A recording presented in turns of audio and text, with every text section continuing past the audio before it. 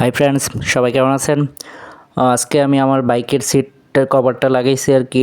এর আগে লাগানো হয় নাই, আমি ভাবছিলাম না যে লাগাবো, আর লাগিয়ে ফেললেই ভালো, কারণ আমার অনেক ফ্রেন্ডের বা পরিচিত অনেকের অরিজিনাল সিটটা অনেকেই দেখা গেছে কি সত্যতামি বা হিংসা করে কেটে ফেলে আর কি। তো অরিজিনালটা নষ্ট হওয়ার চেয়ে আলাদা আরেকটা লাগিয়ে ফেলাই ভালো। আর অনেকে জিজ্ঞাসা করে যে বাইকের সিট লাগাতে কত টাকা লাগে বা কেমন। এটা তো হচ্ছে স্প্লিট সিট, মানে ডাবল সিট। এটা আমার লাগাতে লাগছে 400 টাকা। আপনাদের এরকমই ভালো কোয়ালিটি লাগাতে হলে 400-500 টাকা লাগতে পারে। অনেক সময় নর্মালগুলো পেয়ে যাবেন, বাট ওইগুলো তেমন ভালো না, কালার ডিসকালার হয়ে যায়। আর আমার সবগুলো বাইকের সিট কভার আমি কাউতলি স্টেডিয়াম মার্কেটের প্রথম দিক দিয়ে 2-3টে দোকানের পর, আর দোকানটির নাম হচ্ছে ইকবাল পার্টস গ্যালারি অথবা ইকবাল মোটরস, এরকমই আর কি, ইকবাল নামে।